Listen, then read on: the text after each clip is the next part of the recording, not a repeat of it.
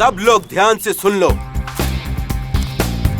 ये हैंडगन तो ठीक है, लेकिन ये हाई रेंज की गोलियां हम इस्तेमाल नहीं कर सकते, क्योंकि ये गोलियां सरहद पर सोल्जर्स इस्तेमाल करते हैं और शूटिंग रेंज के खेल में हाई रेंज की गोलियां इस्तेमाल करना गैर कानूनी है और हम कानून के लफड़े में नहीं पड़ना चाहते। Okay guys, ready? Yes sir. अब आप सभी लोग अपने अपने शूटिंग गॉगल्स और हेडफोन लगाएं।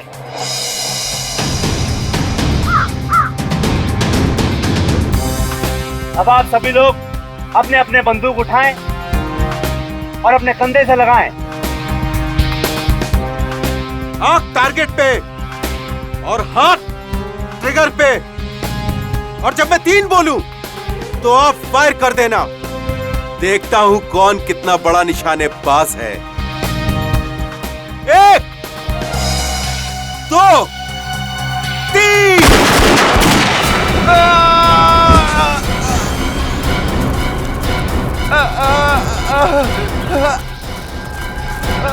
सर रोहित को गोली लगी। अरे कहाँ लगी इस गोली?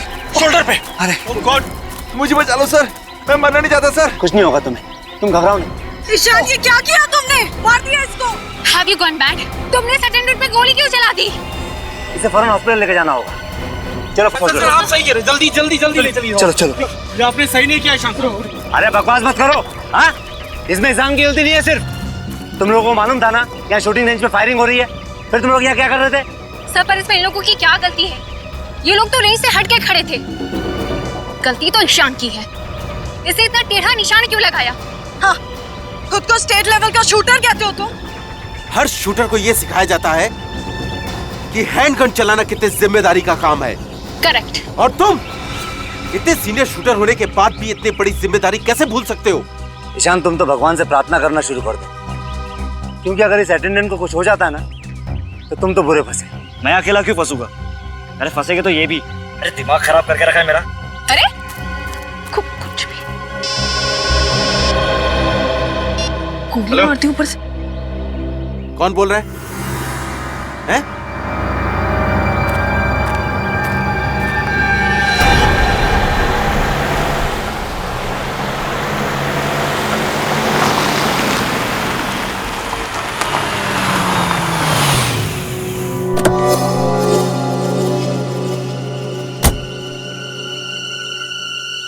हेलो हेलो, लेट क्यों हुआ? लेट क्यों हुआ? रास्ते में ट्रैफिक बहुत था, आ गया हूं ना। अंदर आ जाओ। अंदर? मैं अंदर आ गया हूं। सामने एक रूम दिख रहा है? हाँ दिख रहा है।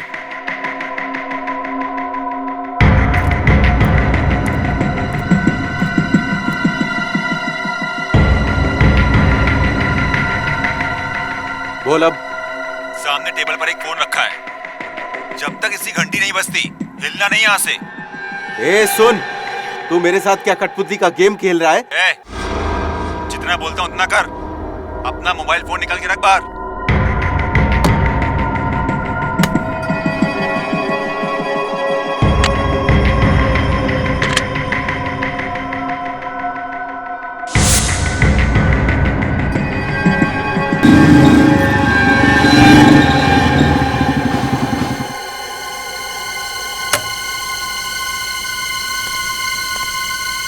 हेलो। हाँ,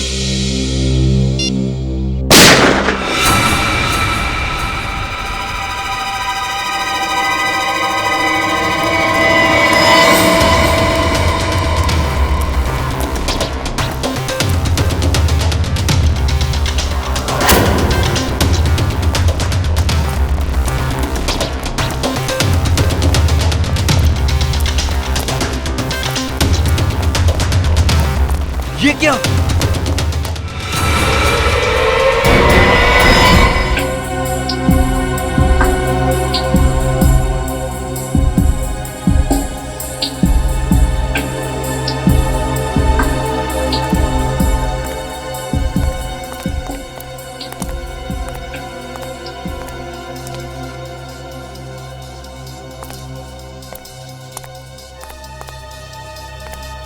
तुम यहाँ क्या कर रहे थे? सर मैं तो एक लड़की की मदद कर रहा था। वो बेचारी अपने पति को ढूंढ रही थी और मुझे कहा कि इस मिल के अंदर आके ढूंढो। मैं यहाँ पे आ गया और मुझे आते से यहाँ पर गोली चलने की आवाज सुनाई दी और मैं यहाँ भाग के आ गया। जब तुम यहाँ पे आए थे इन दोनों लाशों के अलावा किसी और को भी देखा था? नहीं सर। आप जानते हैं कि ये दोनों कौन है? सर पता नहीं सर। आप इस मिल के मालिक हैं और आप जानते नहीं कि ये दोनों अंदर कैसे आए? हाँ? सर यही तो मैं भी सोच रहा हूँ, इनको मरने के लिए मेरा ही मिल मिला था क्या? खामखा मुझे परेशानी में डाल दिया। और सर ये मिल तो 5 साल से बंद है और यहाँ कोई आता जाता भी नहीं है और ये फोन भी बंद पड़ा हुआ है।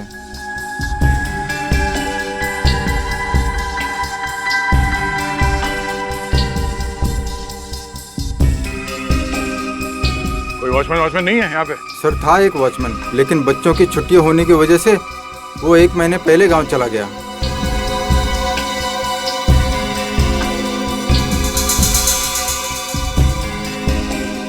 हाँ सर।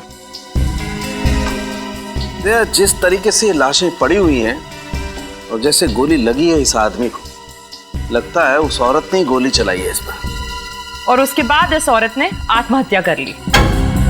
तो क्या इन दोनों को गोलियां उसी गन से लगी हैं? अब ये तो बैलिस्टिक रिपोर्ट के बाद ही पता चलेगा।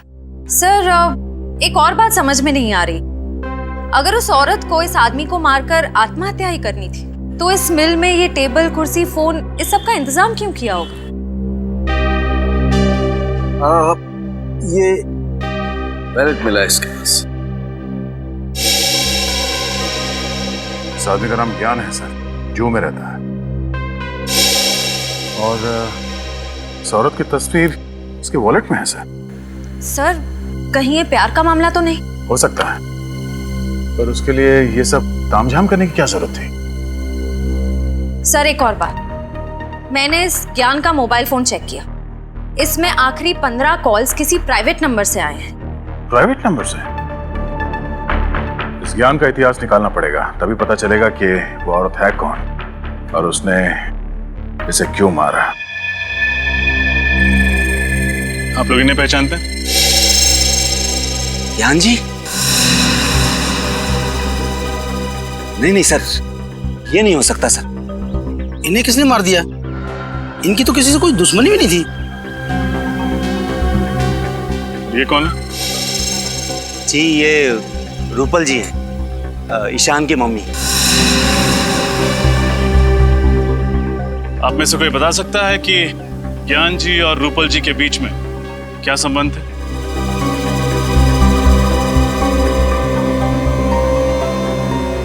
देखिए, हमें शक है कि रूपल जी ने ही ज्ञान जी का खून किया है और फिर खुद को गोली मार के आत्महत्या कर ली। सर रूपल जी और ज्ञान जी की तो सगाई हुई थी और वो दोनों अगले ही महीने शादी करने वाले थे। लेकिन क्या? सर लेकिन ईशान को ये रिश्ता मंजूर नहीं था। ये ईशान कहाँ है? जी वो रहा।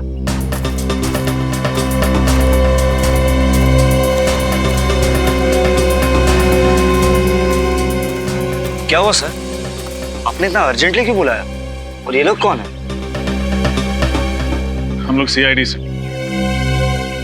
ईशान, हमें आपसे आपकी माँ रूपल जी और ज्ञान जी के बारे में कुछ बातें करनी है। देखिए सर, आपको मेरी मम्मी के बारे में जो पूछना है पूछिए, मगर मुझे ज्ञान जी के बारे में कोई बात नहीं करनी। देखिए ईशान, खून का मामला है, थोड़ा तो कोऑपरेट करना पड़ेगा। खून? किसका खून? ज्ञान जी का। क्या? पवन मिल्स में हमें उनकी लाश मिली, किसी ने उन्हें गोली मार दी है और हमें तो मैं क्या करूं?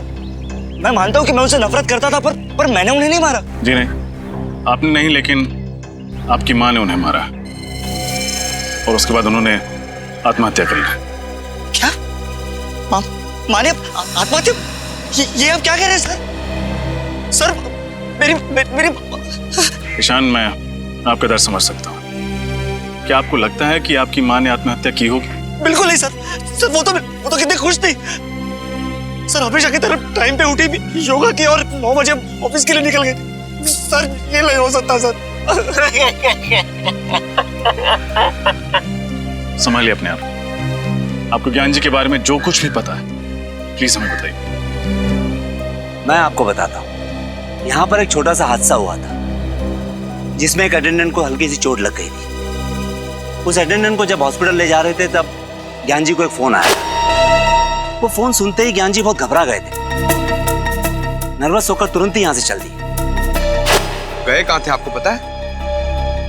जी नहीं, कहाँ गए इसका पता नहीं चला। कितने बजे गए थे ज्ञान जी यहाँ से? तकरीबन 12 बजे।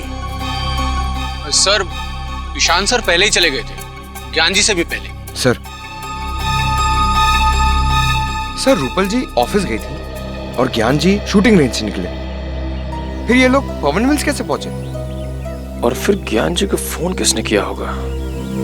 लेकिन ज्ञान जी को मारने के बाद रूपल जी ने आत्महत्या क्यों कर ली? इन सभी सवालों के जवाब हमें ढूंढने हैं।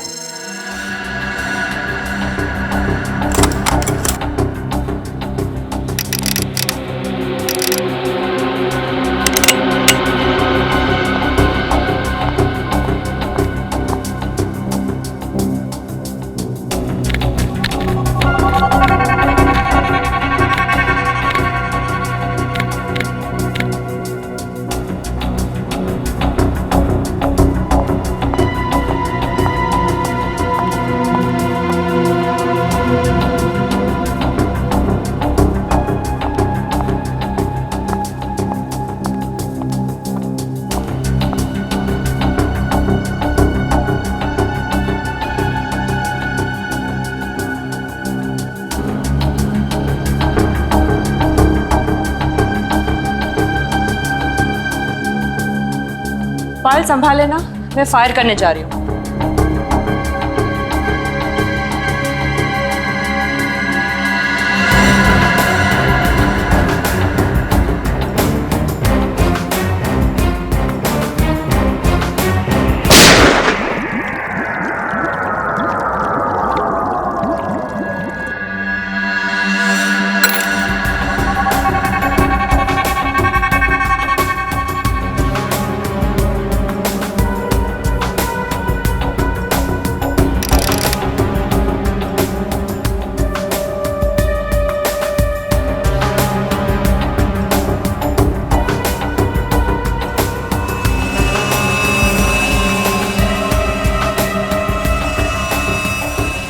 मैम, हाँ ये देखिए 3 घंटे में 3 बार रिपोर्ट निकाली, फिर भी रिजल्ट वही आ रहा है। क्या रहा रिजल्ट?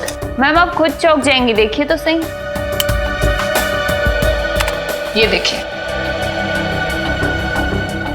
अरे ये क्या, जो सोचा था उसका बिल्कुल उल्टा निकला। रूपल की मौत ज्ञान जी की मौत के 6 घंटे पहले हुई है। चेक कर लो अच्छी तरीके से, देखो कुछ मिलता है क्या। तो मुझे ऐसा लगा कि मैडम अपने फार्म हाउस में आराम करने गई होगी। वो अक्सर शनिवार रविवार जाया करती थी। आप उनके ड्राइवर हैं, आपको लेकर नहीं जाती थी क्या? तो जाती थी साहब, लेकिन इस बार पता नहीं। साहब उनकी मौत कैसे हुई? उनके सिर पे गोली लगी है और ज्ञान जी के सीने में। हमेशा क्या कि उन्होंने आत्महत्या की है। नहीं साहब, वो आत्महत्या क्यों करेंगी? क्या? ये तो पता चल ही जाएगा। आखिरी बार कब देखा आप लोगों ने मैडम को? साहब कल सुबह मैं खुद इन्हें ऑफिस छोड़ने गया था। कितने बजे? सर 9 बजे। 9 बजे। उसके पहले और उसके बाद में क्या क्या हुआ याद करके बताओ। जो चीज तुमको जरूरी नहीं लगे वो भी बताना, सब कुछ डिटेल में। ओके साहब, वो दिन मैडम लेट उठी थी, फिर जल्दी जल्दी तैयार हो गई और बगैर नाश्ता किए ही गाड़ी में आके बैठ गई। फिर 9 बजे मैं उन्हें ऑफिस लेके गया। फिर मैडम का 10:30 बजे फोन आ गया कि गाड़ी निकालो। फिर मैं उन्हें जंबो मॉल लेके गया। Jumbo mall? सुबह सुबह ऑफिस का काम छोड़ के 10:30 बजे वो मॉल चली गई? साहब मुझे भी बड़ा अजीब सा लगा, क्योंकि वो मुझे अपने साथ लेकर नहीं गई। क्यों? तुम्हें साथ क्यों लेके जाएंगे? पिछले 3 सालों से वो मुझे अपने साथ लेकर जाती थी, उनका सामान उठाने के लिए। अच्छा, मतलब मॉल जाने का कोई प्लान नहीं था उनका, अचानक चली गई वहां पे। सर सर लगता है रूपाली जी आत्मघाती स्वभाव की थी। ये देखिए, नाइट स्लीप 30 mg। ये नींद की गोली है सर, बहुत पावरफुल। Doctor Kundan, psychotherapist. पिछले 1 साल से दवाई खा रही है।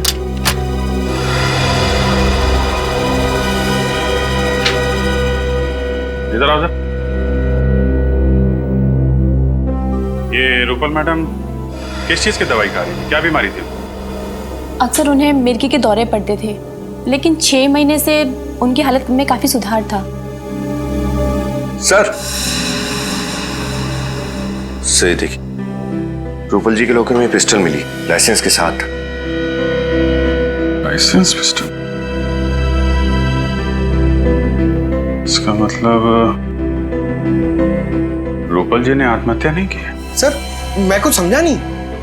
अगर उन्हें आत्महत्या करनी होती तो अपनी पिस्टल से करती ना, या अपने घर में करती।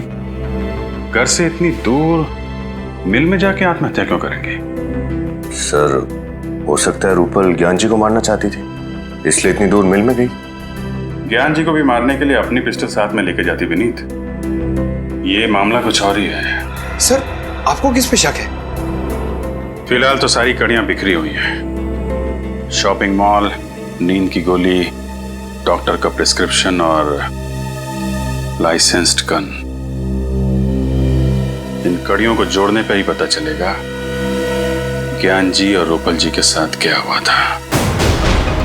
सर ज्ञान जी और रूपल जी दोनों टॉक नाउ कंपनी का मोबाइल यूज करते थे, और मोबाइल कंपनी के मैपिंग के हिसाब से रूपल जी कल दोपहर 1 बजे जंबो मॉल में थी पंडारा रोड पर, और तब से उनका मोबाइल ऑफ आ रहा है। और ज्ञान जी? सर ज्ञान जी की लोकेशन ये देखिए सर।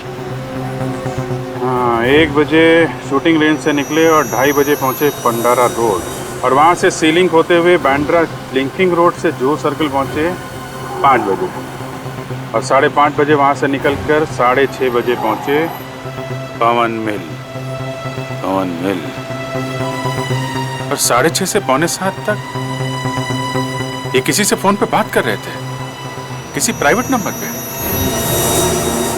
उसके बाद इनका फोन बंद हो गया। सर क्योंकि उसी दौरान उनकी मौत हो गई थी। मतलब ज्ञान जी और रूपल जी दोनों अलग अलग टाइम पे पंडारा रोड पहुंचे थे। सर ये भी तो हो सकता है कि ज्ञान जी भी जंबो मॉल ही गए। हम अगर क्यों और किससे मिलने? और वो आखिरी कॉल किस अनजान शख्स का था जिससे ज्ञान जी ने इतनी लंबी बात की?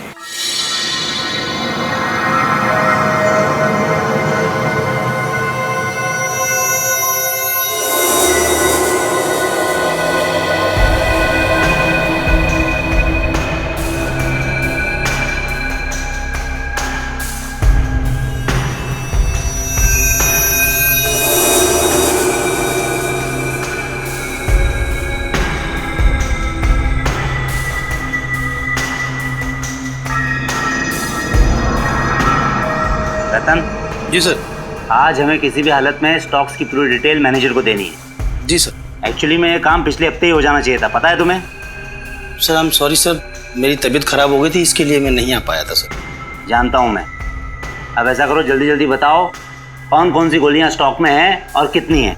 जी सर, ये 315 बोर की सर 21 गोलियाँ हैं, और इसी का कर्टन एक पैक है सर इधर। सर ये 12 बोर की 50 गोलियाँ हैं, और ये हैं 9 mm की इम्पोर्टेड रिवॉल्वर की गोलियाँ। कितनी हैं? 35। और सर 9 mm पिस्टल की गोलियों का बॉक्स है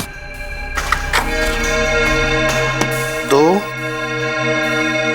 3। ये क्या? ये बॉक्स तो खुला हुआ है। हाँ सर। तो तुमने ये बात मुझे पहले क्यों नहीं बताई? सर मुझे लगा कि ये बॉक्स आपने खोला होगा। अरे पागल हो गए हो क्या तुम? अगर ये बॉक्स मैंने खोला होता तो क्या मैं तुमसे सवाल करता? और ये क्या? इसमें 6 गोलियां गायब है, कहाँ गई वो 6 गोलियां? सर मुझे नहीं मालूम सर। सर आप मुझ पर शक कर रहे हैं सर। तो फिर क्या करूं? तुम्हारे अलावा और किसकी हिम्मत हो सकती है यहाँ से गोलियां ले जाने की? सर मैं पिछले 5 सालों से यहाँ काम कर रहा हूँ, और सर 5 सालों में एक भी खाली कारतूस इधर से उधर नहीं हुआ। सर ये 6 गोलियां मैं क्यों चुराऊंगा सर? मैंने नहीं की चोरी सर इसकी। देखो रतन जी सर, यह एक कानूनी अपराध है, और अगर इन गोलियों की वजह से कुछ हो गया ना तो उसके लिए हम दोनों को जिम्मेदार ठहराया जाएगा। इसलिए मुझे इस बात की रिपोर्ट मैनेजर को करनी होगी। और हाँ, वो कल तुम शूटिंग रेंज से कहीं बाहर नहीं गए थे क्या? हाँ सर, सुबह में मैं शूटिंग रेंज का दरवाजा खोलकर बाथरूम तक गया था सर। तो सर मैंने देखा कि ईशान और जिया इधर आए। ईशान और जिया, वो भी सुबह सुबह? सर मैंने भी तो ये सवाल उनसे पूछा, लेकिन उन्होंने कोई जवाब नहीं दिया और सीधा अंदर चले गए सर। उन दोनों का सुबह सुबह यहाँ आना और शाम को मिस्टर ज्ञान का खून हो जाना, ये दोनों बातें संयोग नहीं हो सकती रतन। सर आपका मतलब है कि ईशान ने ही ज्ञान जी को?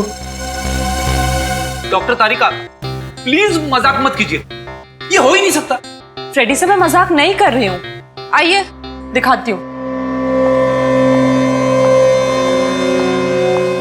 ये देखिए, रूपल की मौत दोपहर को 1 और 2 बजे के बीच हुई थी और ज्ञान जी को शाम को 6 और 7 बजे के बीच मारा गया था, ठीक उसी गन से जो गन हमें रूपल के हाथों से मिली थी। तो मतलब पहले रूपल जी का खून किया गया दोपहर को और उसके बाद ज्ञान जी को मारा गया शाम को और फिर उसी गन को मरी हुई रूपल के हाथों में थमा दिया।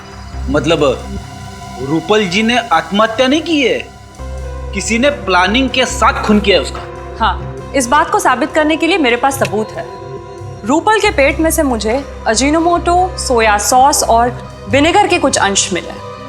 डॉक्टर तारिका, ये सारी चीजें तो चाइनीज खाने में होती है ना? हाँ फ्रेडी सर, रूपल ने मरने से पहले चाइनीज खाना खाया था और इसके पेट में से मुझे भारी मात्रा में सिपोक्सिन मिला है, जो नींद की दवाई बनाने में इस्तेमाल किया जाता है।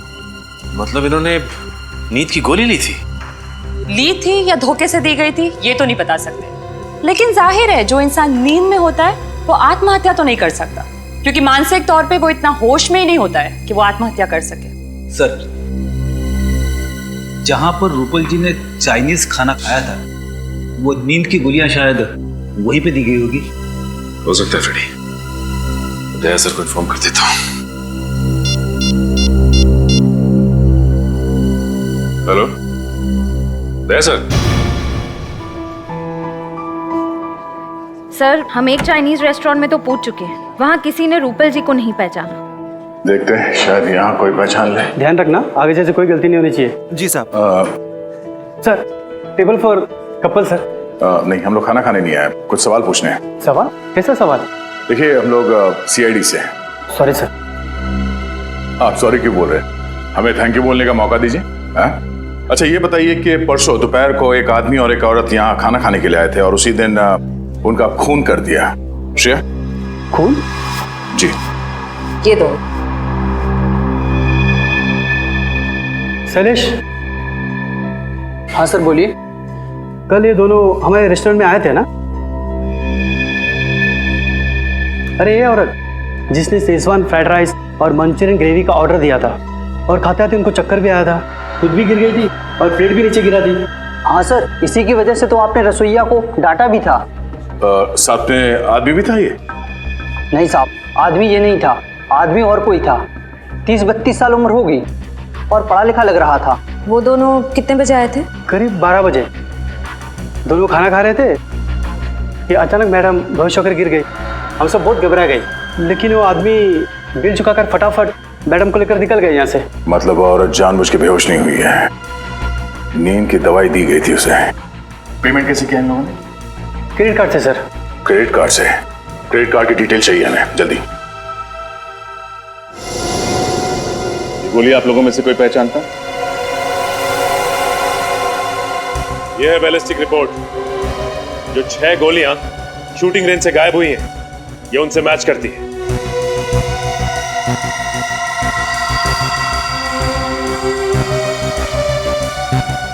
बोलो जिया, तुमने ही चुराई थी नहीं गोली? सर आप ये क्या कह रहे हैं? मैंने कोई चोरी नहीं की है। झूठ मत बोलो, कल सुबह सुबह ईशान के साथ तुम ही आई थी ना यहाँ? हाँ सर, ये बात सच है कि कल मैं और ईशान सुबह सुबह जल्दी पहुंच गए थे, लेकिन इसका मतलब ये तो नहीं कि मैंने कोई चोरी की हो। इनफैक्ट मैं तो अपनी जगह से हिली तक भी नहीं थी। बट यस, ईशान लगभग 15 मिनट के लिए कहीं गायब हो गया था, है ना ईशान? नहीं, मैंने किसी को नहीं मारा। भागने की कोशिश भी मत करें, तुम्हारी भलाई इसी में है कि सब कुछ सच सच बता दो। सर ये सच है कि 6 गोलियां मैंने ही चुराई थी, क्योंकि मैं ज्ञान सर से नफरत करता था और नहीं चाहता था कि वो मेरी माँ से शादी करे। इसलिए तुमने उन्हें मार दिया? नहीं, मैंने उन्हें नहीं मारा।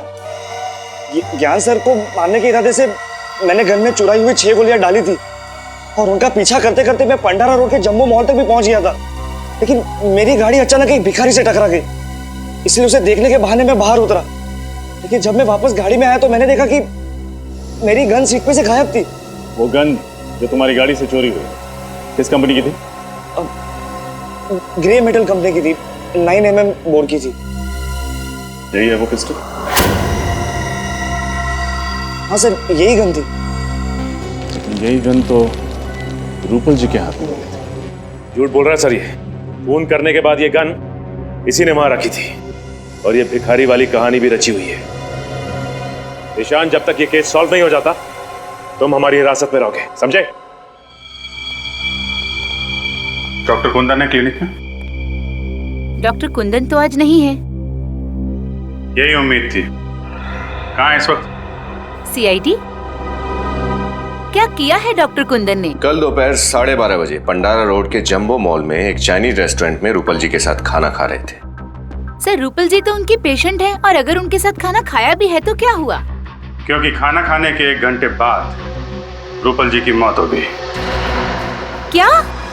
तुमने आखिरी बार डॉक्टर कुंदन को कब देखा था? सर, परसों शाम को, और हमेशा की तरह वो अपना आखिरी पेशेंट अटेंड करके चले गए थे और मैंने ही क्लिनिक बंद किया था। मतलब क्लिनिक की 2 चाबियां हैं, एक आपके पास रहती है, एक डॉक्टर कुंदन के पास। जी सर, और बल्कि मैंने भी सर का काफी फोन ट्राई किया पर सर का फोन बंद था। और अगर फोन बंद है तो उन्होंने रूपल जी को रेस्टोरेंट कैसे बुलाया? केबिन कहाँ है उनका? जरा दिखाइए।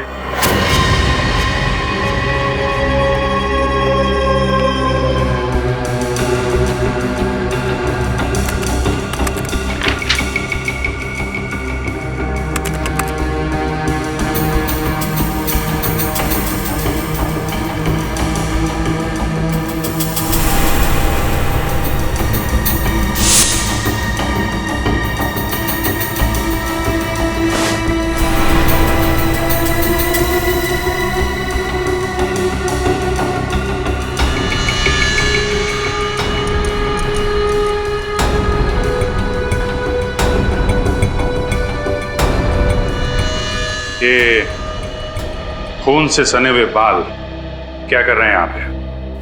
सर मुझे कुछ नहीं मालूम, बल्कि मुझे तो सर के केबिन में आने की परमिशन तक नहीं थी। मिशन नहीं थी? लगता है खाना खाने के बाद कुंदन जी यहाँ रूपल के साथ आए, यहाँ पे उसका खून किया और फिर लाश वहां ठिकाने लगा दी। सर, आपका अंदाजा ठीक निकला सर। ये देखिए, लेडीज सैंडल और खून में सने हुए ग्लव्स। ये तो रूपल जी के हैं। आपको कैसे मालूम? वो सर, एक्चुअली मुझे ना इन सैंडल्स का डिजाइन बहुत पसंद था, बल्कि मैंने रूपल जी से पूछा भी था कि उन्होंने ये कहाँ से खरीदे। अगर रूपल जी का खून डॉक्टर कुंदन ने किया है तो फिर ज्ञान जी को भी इसी ने मारा होगा। सर, एक बहुत अजीब बात है। डॉक्टर कुंदन एक साइकोथेरेपिस्ट है, फिर उन्होंने मेडिकल स्कूल में मुर्दों की परीक्षण की परमिशन क्यों मांगी? हाँ? डॉक्टर कुंदन तो जिंदा लोगों के दिमाग का इलाज करते हैं, तो फिर मुर्दा घर में मुर्दों से क्या बात करने गए थे? चाहता क्या है आदमी?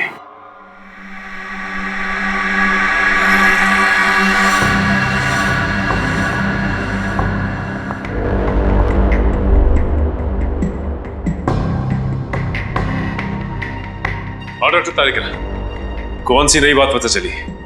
सचिन, मैं ये बताना चाहती हूँ कि ज्ञान जी का खून जिसने भी किया है, मगर गोली उतनी ही दूरी से चलाई गई है जहां पर रूपल बैठी थी मरी हुई। ये कैसे बता सकती हैं आप? ट्रेजेक्टरी टेस्ट के द्वारा। आइए सर, ये देखिए, गोली यहां से चली और यहां से बाहर निकली। डमी के अंदर जो होल है उसकी गोलाई भी उतनी ही बनाई गई है जितनी कि उस गोली की थी, 0.9 mm। अब मान लीजिए मैं रूपल हूं। रेडी सर, जरा प्लीज लाइट ऑफ करेंगे? यस। जब रूपल हमें मिली मरी हुई तब उसके हाथ में गन इस तरह से थी। अब ये लेजर ये साबित करेगा कि जब ज्ञान जी पर गोली चली तब खूनी कितनी दूरी पे था और गोली किस एंगल से चली। ऐसा हुआ था सब कुछ। रेडी सर, जरा लाइट्स ऑन करेंगे प्लीज। यस। एक बात समझ में नहीं आ रही। माना कि रूपल जी के हाथों में गन पाउडर लगा हुआ था, लेकिन जब ज्ञान जी की मौत हुई उससे पहले ही रूपल मर चुकी थी। तो फिर रूपल ने गोली चलाई तो चलाई कैसे? सर अगर ज्ञान जी को सामने से गोली मारी है तो फिर उन्होंने खूनी को देखा कैसे नहीं? और तो और उन्होंने अपने आप को बचाने की कोशिश कैसे नहीं की? रेडी, कुछ तो ऐसा है जो हम लोग देख नहीं पा रहे, क्योंकि दुनिया का कौन सा ऐसा आदमी होगा जो मौत को सामने से आता देख अपने आप को बचाना नहीं चाहेगा। आप सब लोग मेडिकल स्टूडेंट्स हैं, इसलिए रिगर मॉर्टिस की थ्योरी के बारे में तो आप सब लोगों को बहुत अच्छी तरह पता है। आज हम प्रैक्टिकली देखेंगे कि रिगर मॉर्टिस आखिर कैसे होता है। किसी भी आदमी के मरने के बाद उसके शरीर में केमिकल चेंजेस कैसे आते हैं। उसके मरते ही कुछ घंटे के अंदर उसका ब्लड ठंडा हो जाता है और उसके शरीर के अलग अलग हिस्से सिकुड़ जाते हैं। लगभग 3 घंटे बाद रिगर मोर्टिस का असर शुरू होता है और इसकी शुरुआत चेहरे से होती है और तकरीबन 12 घंटे बाद शरीर का पूरा खून जम जाता है और शरीर इतना ठंडा पड़ जाता है कि इसे हिला पाना नामुमकिन होता है। सर 48 घंटे से लेकर 60 घंटे के अंदर तक शरीर का सड़ना और गलना भी शुरू हो जाता है ना? करेक्ट, लेकिन इतने घंटे तक हम वेट नहीं कर सकते। हम लाश की वीडियो रिकॉर्डिंग करते हैं ताकि उसे बाद में देखा जा सके कि उस लाश पे उस रिगर मॉर्टिस का कितना असर हुआ। एक्सक्यूज मी सर, आपसे कोई मिलने आया है। ओके, एक्सक्यूज मी, मुझे कोई मिलने आया है। Hello doctor. Okay, hi, how are you? कैसे हैं आप? मैं अच्छा हूँ, आप कैसे? I am good. आप किसी परमिशन लेटर के बारे में जानना चाहते थे? हाँ, वो doctor Aarav, psychotherapist doctor Kundan ने इस लेटर के जरिए आपसे गुजारिश की थी कि वो यहाँ आकर देखना चाहते हैं कि मर जाने के बाद आदमी के शरीर में क्या क्या बदलाव आते हैं। Doctor Kundan, human psychology doctor, मैं जानता हूँ उन्हें। इन्होंने परमिशन ली थी, लेकिन अपने लिए नहीं, किसी और के लिए। क्या कोई और आया था यहाँ पे राइगर मॉर्टिस की जानकारी हासिल करने के लिए? हाँ, एक लड़की थी, मेडिकल स्टूडेंट थी, 1 महीने में कई बार आती थी वो, और राइगर मॉर्टिस का लाशों के ऊपर क्या इफेक्ट होता है उसे देखती थी। उसके बाद अपने नोट्स बनाती थी। उसके बाद हम लोग जो सारा दिन रिकॉर्डिंग करते हैं, शाम को उसे भी लेके जाती थी। लेकिन इतनी टैलेंटेड और इतनी लगन वाली लड़की मैंने पहले कभी नहीं देखी। आई विश के वो बहुत बड़ी डॉक्टर बनेगी। और इस लड़की को डॉक्टर कुंदन ने भेजा था? जी। आपको उस लड़की का नाम याद है? इसका नाम जिया था उसका नाम। जिया? सर कहीं ये वही जिया तो नहीं जिसने ईशान के खिलाफ गवाही दी थी? सर मेरे पास उसका नंबर है, ये देखिए। मैंने भी जिया को कई दफा कॉल किया, ये उसका नंबर। तो नंबर मैच करना। रिगर मोर्टिस का असर धीरे धीरे शरीर के निचले भाग पर भी होने लगेगा। सर ये वही जिया है। वही जिया है। डॉक्टर कुंदन ने रूपल को मारने से पहले जिया को यहाँ पे राइगर मॉर्टिस की जानकारी हासिल करने के लिए भेजा, लेकिन क्यों? दया, तुम्हारे इस क्यों का जवाब है मेरे पास। जवाब है?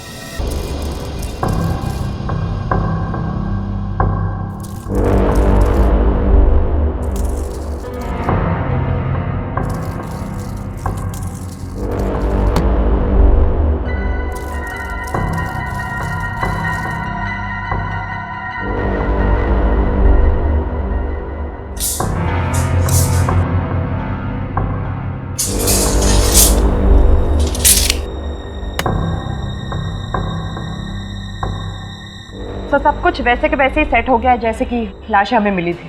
गुड। अब एक काम करो, तुम श्रेया के साथ लाश को ले आओ। सब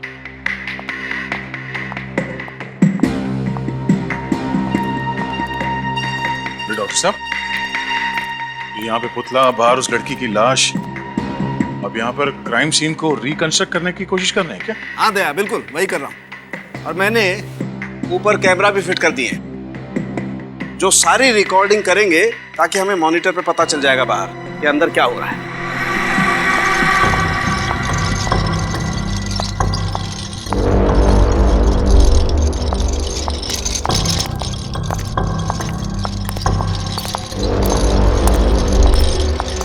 सालुंखे सर, इस औरत की लाश का क्या करेंगे आप? अभी पता चल जाएगा श्रेया। तुम एक काम करो, इस लाश को उस कुर्सी पर ठीक वैसे ही बैठा दो जैसे रूपल की लाश मिली थी। ओके। और जल्दी करो, इसे मरे हुए 2 घंटे 45 मिनट हो चुके हैं। 15 मिनट में रायगर मोर्टिस सेट हो जाएगा। Quick, fast. Okay. Good.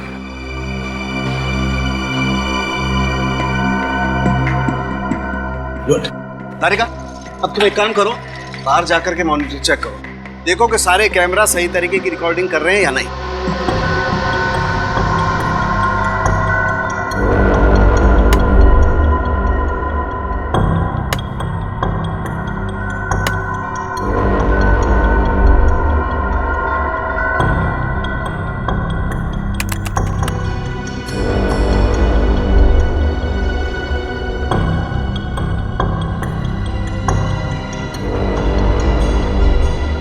Shreya, एक काम करो, इसके हाथ में वो गन वैसे ही पकड़ा दो जैसे रूपल के हाथ में थी। क्विक। सर। और ध्यान से श्रेया, गन में गोलियां भरी हुई हैं।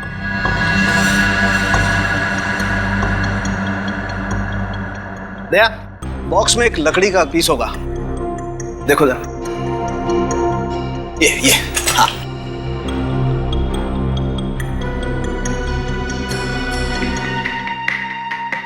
दया, लाश में रायगर मोर्टिस सेट होना शुरू हो गया। अच्छा, तो सर मॉनिटर रूम में चल के देखते हैं आपकी मेहनत क्या रंग दिखाती है। चल। जैसे जैसे रायगर मोर्टिस लाश के चेहरे से उसके हाथों पर आता जाएगा, वैसे वैसे खूनी का चेहरा आईने की तरह साफ होता जाएगा। सर, जब ज्ञान जी को गोली लगी थी उस वक्त रूपल जी की मौत करीब 6 घंटे हो चुके थे, तो क्या हमें और 3 घंटे इंतजार करना पड़ेगा? इंतजार तो करना पड़ेगा दया, खूनी के दिमाग को परखना है तो थोड़ा इंतजार तो करना पड़ेगा। क्या सोच रहे हैं सर? श्रेया, अगर ये खून पहले से प्लान था तो हो सकता है कि चिंटू को यहाँ पे जानबूझ के भेजा गया, चिंटू का यहाँ पे आके लाश देखना भी प्लान हो, क्योंकि अगर चिंटू यहाँ पर नहीं आता तो हमें पता नहीं चलता इस लाश के बारे में। हो सकता है सर, लेकिन चिंटू कह रहा था कि उसे यहाँ किसी औरत ने भेजा था। हो सकता है खूनी कोई औरत ही है। इस केस में 2 औरत है, एक ये रूपल जो मर चुकी है और दूसरी ओह नो, इस चिंटू को फौरन यहाँ बुला।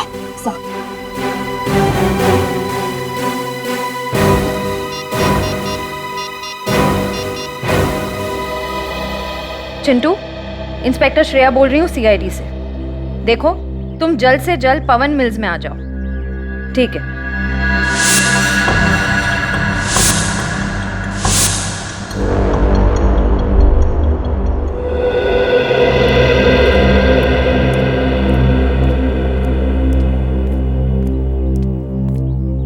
मैंने कुछ नहीं किया सर, मैंने जो कुछ देखा था आपको बता दिया। देखो चिंटू, घबराओ मत। तुमने बताया कि एक लड़की तुम्हें यहाँ पे लेके आई। जी सर।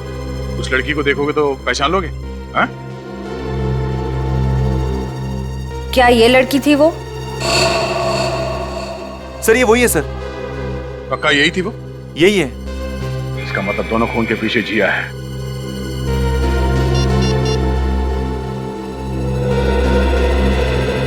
रजत, फौरन जिया के घर जाओ, उसे अरेस्ट कर लो। अब वही बताएगी कि यहाँ इस फैक्ट्री में हुआ क्या था।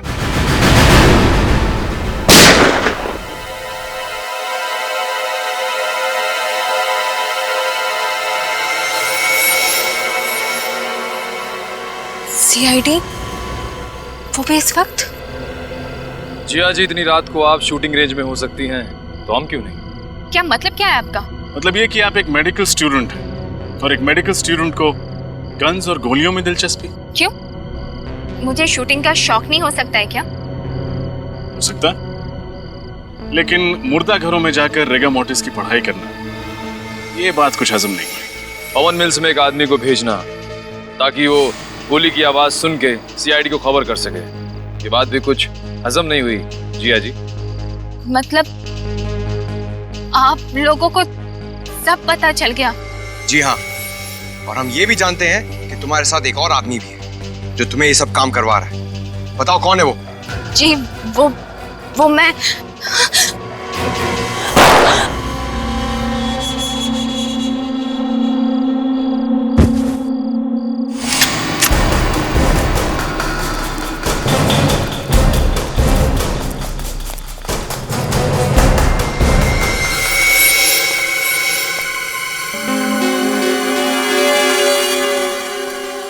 से निकल गया।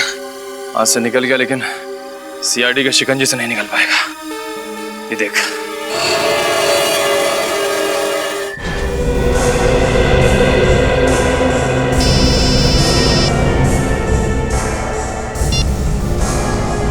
हेलो। हाँ क्या? ठीक है, तुम उस गन को संभाल के रखना, वो गन ही हमें खूनी तक पहुंचाएगी।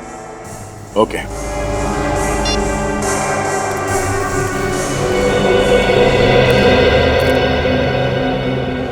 क्या हुआ सर? किसी ने जिया पे हमला कर दिया। क्या? यानी खूनी कोई और ही है? हाँ डॉक्टर साहब, और कितना वक्त लगेगा? बस 5 मिनट दया। 5 मिनट के अंदर ये रायगर मोर्टिस इसके हाथों से सेट होना शुरू हो जाएगा बस।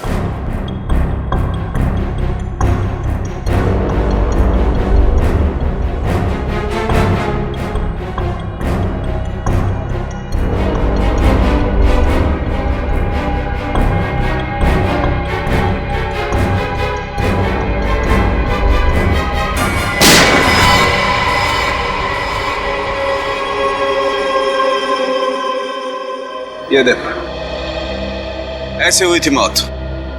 पर अगर ज्ञान जी के सामने रूपल जी की लाश थी तो उन्हें वो लाश दिखी कैसे नहीं? इसका मतलब है जरूर कुछ तो होगा ज्ञान जी और रूपल जी के बीच, जिसकी वजह से ज्ञान जी को रूपल जी की लाश नहीं दिखी। लेकिन क्या? अंदर चल के देखते हैं सर।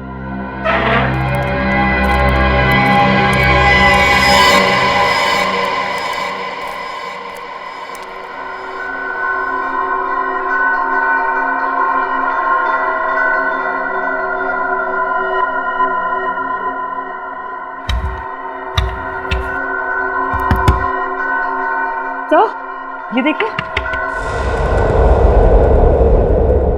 बॉक्सर पिलर क्या है क्या इसमें?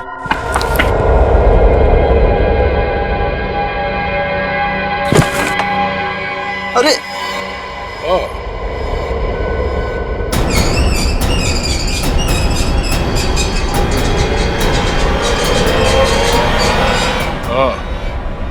तो ये है वो राज जिसकी वजह से ज्ञान जी के सामने बैठी हुई मौत उन्हें नजर नहीं आई। ये पर्दा देखो दया, ये छेद देख रहे हो पर्दे पे? पर्दे पर ये छेद गोली लगने की वजह से हुआ है। ये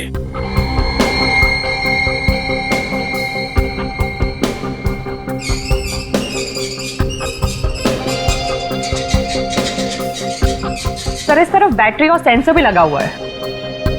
बैटरी और सेंसर? ओह, यानी कि जैसे ही गोली चली इस पर्दे पे झटका लगा और उस सेंसर को पता चल गया और ये पर्दा बंद हो गया। इसीलिए जब हम लोग यहाँ पर आए थे तो हमें ये पर्दा नहीं दिखा। तो शायद जब ये गोली चली ज्ञान जी के ऊपर, खूनी यहीं पर था। तो सोच समझ के प्लानिंग की है उसने। मगर सर ये किसका काम हो सकता है? वही जिसे गन्स, गोलियां और राइगर मोर्टिस की बहुत अच्छी जानकारी है, और वो एक ही आदमी हो सकता है।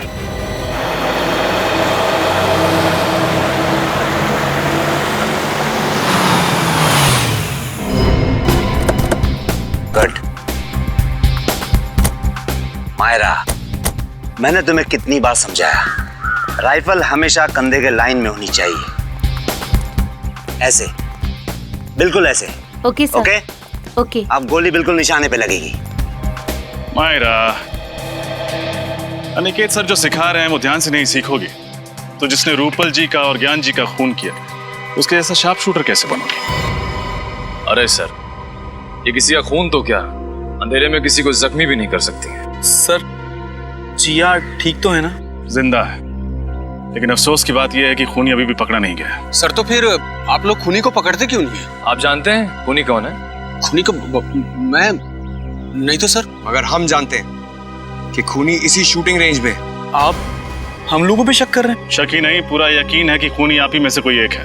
कौन है वो? पहले आप ये बताइए कि शूटिंग रेंज में बिना चेकिंग के गोली या गन लाना या ले जाना मुमकिन है? नहीं, बिल्कुल नहीं, क्योंकि हमारी सिक्योरिटी बहुत चुस्त है। बिल्कुल सही कहा आपने। अब जरा ये देखिए, ये वही गन है जिससे जिया पर हमला हुआ था। क्या इस तरह की गन आपके शूटिंग रेंज में इस्तेमाल होती है? नहीं सर, इस तरह की गन तो हमारे यहाँ पर इस्तेमाल नहीं होती। तो फिर ये गन शूटिंग रेंज के अंदर आई कैसे? अच्छा, आप ये बताएंगे कि यहाँ पे कोई ऐसा आदमी है जिसकी इस शूटिंग रेंज में आते वक्त सिक्योरिटी जांच नहीं होती है? हाँ सर, एक तो ज्ञान जी और दूसरे अनिकेत सर। जब जिया पर हमला हुआ तब ज्ञान जी तो जिंदा थे नहीं, तो बचे सिर्फ अनिकेत सर।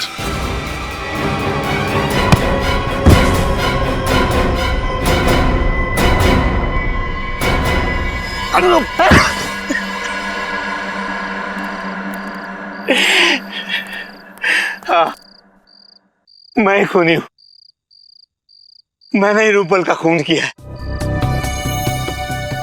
दरअसल मुझसे ज्ञान और रूपल का रिश्ता देखा नहीं जाता था। मैं रूपल को तब से चाहता था जब वो मेरे साथ कॉलेज में पढ़ा करती थी। बहुत प्यार करता था मैं उससे, लेकिन उसने किसी और से शादी कर ली। और उसके गम में मैंने भी कसम खा ली कि मैं सारी जिंदगी कुंवारा रहूंगा। लेकिन एक दिन अचानक रूपल के पति की मौत के बाद मुझे ऐसा लगा कि शायद किस्मत मुझे एक और मौका दे रही है। लेकिन इससे पहले कि मैं अपने दिल की बात रूपल को कहता, ज्ञान बीच में आ गया और मेरी आंखों के सामने मेरा प्यार और उसकी बेशुमार दौलत मेरे हाथों से खिसकती नजर आई। ये बात मुझसे बर्दाश्त नहीं हुई। इसलिए रिगर मोर्टिस का अनोखा तरीका अपनाने के लिए तुमने पहले रूपल जी को मारा? हाँ, और उसके लिए मैंने डॉक्टर कुंदन और जिया की मदद ली। सर, रिगर मोर्टिस इंसान के मरने के ठीक 3 घंटे के बाद उसकी लाश में असर होना शुरू हो जाता है। लेकिन क्या हम ये पता लगा सकते हैं कि लाश के शरीर का कौन सा हिस्सा कब सिकुड़ना शुरू होगा? सर, ये कहना तो थोड़ा मुश्किल होगा, लेकिन हाँ, नामुमकिन बिल्कुल भी नहीं है। अगर आप लगातार लाश का निरीक्षण और परीक्षण करेंगे तो इस लाश की एक एक पेशियां कहां और कब सिकुड़ने लगेंगी, इसका ज्ञान आप हासिल कर सकते हैं। उसके बाद तुमने क्या किया? फिर मैंने रूपल की लाश को ले जाकर पवन मिल्स में रख दिया। अब आप ये बताने का कष्ट करेंगे कि डॉक्टर कुंदन कहाँ पे है? वो मेरे घर पर है। मैंने उन्हें नींद का इंजेक्शन दिया है। अनिकेत, दौलत की लालच ने तुम्हें अंधा बना दिया। 2-2 खून कर डाले तुमने। इसकी तुम्हें एक ही सजा मिलेगी, फांसी। इस तरह के और भी एपिसोड देखने के लिए हमारे चैनल को सब्सक्राइब करें और बेल आइकन दबाना ना भूलें।